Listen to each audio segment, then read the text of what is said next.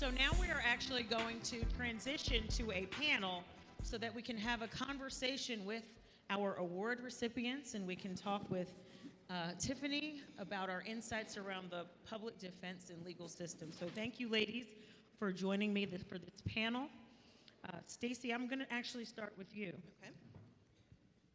So in your years of organizing and mobilizing for the collective good, what role have you seen public defenders play in creating a more just society?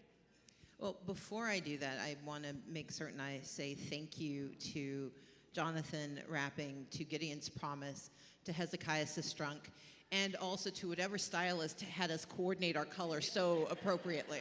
This was accidental, guys, but look at what organization can get you. When I think about the role of the public defender system, I think most specifically about my first year in the Georgia General Assembly.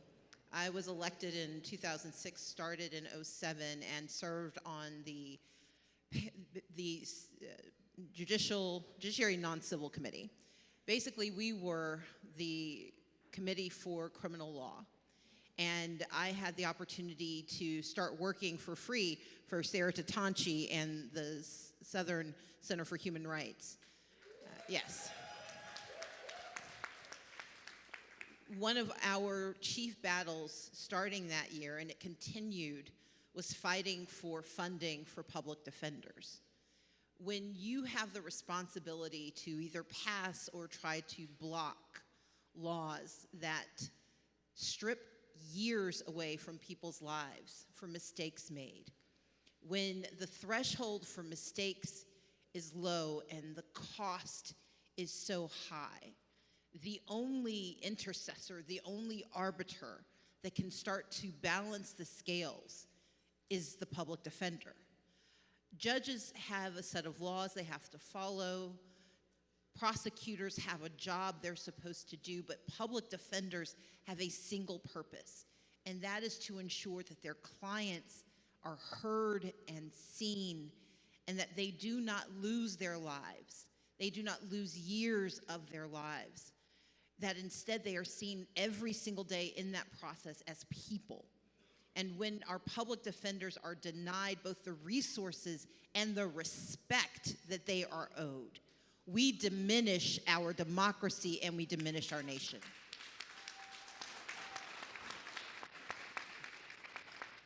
Thank you so much for that, Stacy, and you're absolutely right.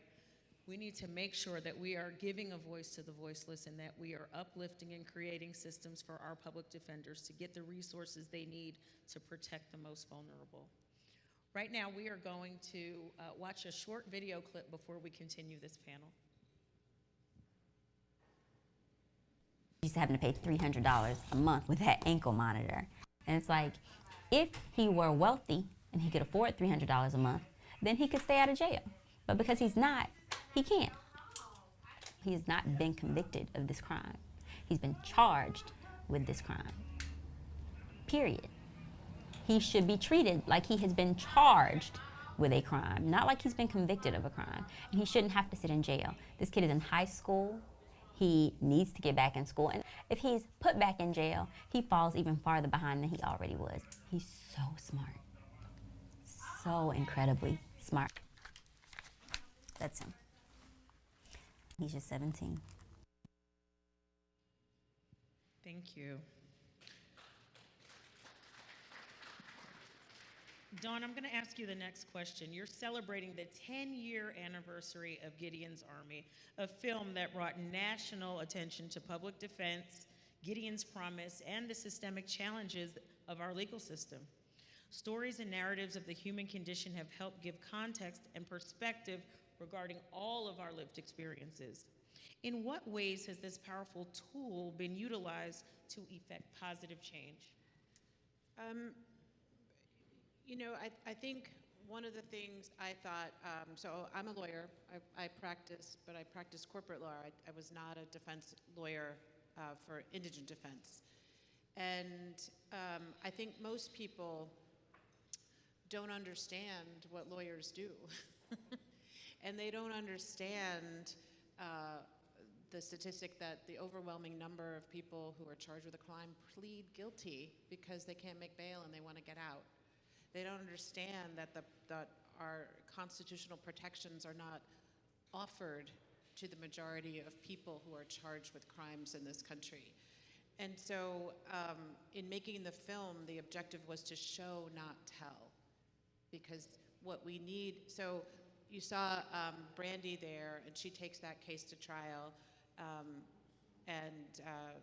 Speaking of cross-examining police officers, if anybody's seen the movie, they know that you should not let a public defender cross-examine you, Mr. Police Officer, because you will be embarrassed. But what Brandy was able to do and what we were able to show as she went through the exercise of representing young Mr. Wright, as she called him, was to give a face and a voice. You know, when I interviewed her client, Mr. Wright, I was thinking, I was interviewing his mother, and I thought, how am I going to have people connect to this young man?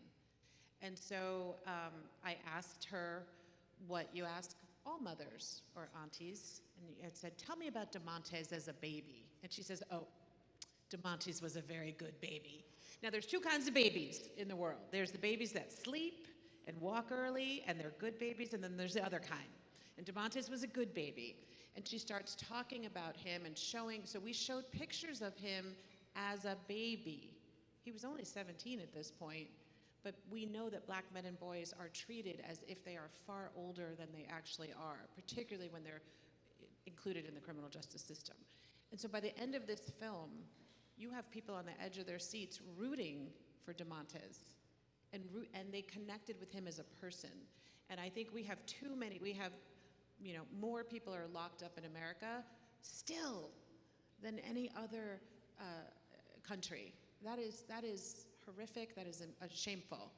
And so what film allowed us to do, because we got such great access with Gideon's Promise, is to not have it be a rotating number of faceless, nameless people without families. It allowed us to see the impact of proper defense and the impact of having strong representation. The film has been seen many times. The other thing it did is it, changed my career. The films that I do are almost all focused on, the criminal legal system. So I can't tell you the amount of impact that film has had for so many people, and I'm forever proud of it and grateful to this group. Well, listen, we're very proud of your work, and I think that what your film has also done is create a sense of empathy, right? When we look at people's stories and we see their lives and we see them as human beings and not just another number, that brings empathy, and that's important. Tiffany, now you were raised by one of the most legendary lawyers of our lifetime. We watched his work play out on a national stage and definitely revere everything that he stood for. But when you think about your childhood and the experiences that you had growing up and being raised by such a dynamic person, what specifically do you remember that you want to share with us that impacted your belief that you as an individual could have a greater impact on the community at large? Thank you, Sam. First of all, I want to say that I am honored to be able to sit in between such fabulous women. It's an honor, so thank you so much for having me. And I want to give a shout out to everyone from Conquer Firm who's traveled near and far. Thank you so much for being here and to honor our leader as an access track. The story that I want to share is one that goes back to 1978, and it is I was a child with my dad, and the story he's written about in this book that happens to be in your gift bags tonight. We were traveling, spending the Saturday together, and he was pulled over by the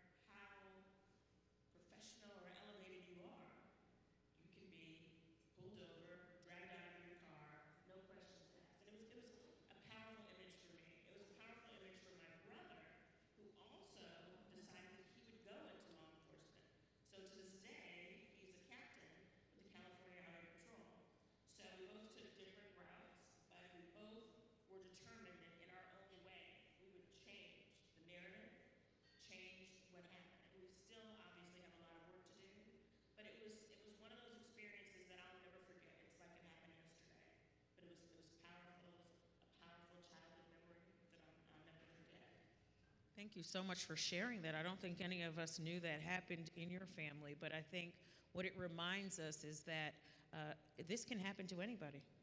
And a lot of us are powerless in these situations. And if we are not a district attorney or if we do not have the credentials to show, it could potentially end our life in that instance. And so thank you for sharing that story and letting us know that it actually did have the power to change the trajectory of your life and how you now impact this work. Stacy, I have a question for you with regard to felony convictions. So 1 in 50 adults are locked out of the ballot box and unable to vote. That's about 4.6 million people, or 3 out of 4 folks that are no longer able to vote because they were incarcerated, even though they've already paid their debt to society and they've done their time. So what are the consequences of this reality on the stability of our democracy? We have to remember that democracy is resilient, but it is also fragile. And that every time we disenfranchise an American, every time we silence a voter, we are destabilizing our ability to call ourselves a democracy. I learned that from my parents, Reverend Robert and Reverend Carolyn Abrams. They were civil rights activists as teenagers. My dad was arrested registering black people to vote in Mississippi when he was 14. We tease him, my mom was probably doing the same stuff, she just managed not to get caught. And we grew up. I want to acknowledge my siblings, some of my siblings are here, my brother Richard, my sister Janine, my sister Leslie, my brother-in-law Jimmy. And I point them out because each of our lives is impacted by the vibrancy and the capacity of our democracy. Leslie is a federal judge, and she became the first black woman to be a federal judge in the state of Georgia. Yes, you should come.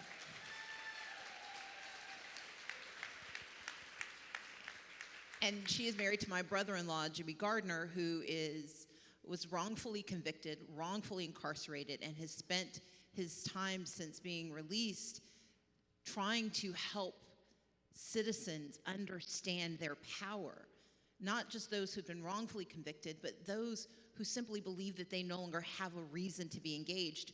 When I ran for office in 2018, when I went down to Albany, there was no one better to champion my campaign than Jimmy Gardner, because he understood what it meant to be denied your voice, be denied the right to participate in the very laws that led to his false conviction and false incarceration.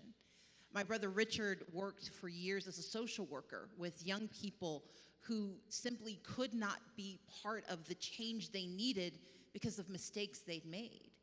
And my sister Janine now runs an organization called Fair Count that works to connect communities to the power of citizenship. My parents are really good at indoctrination. None of us escaped.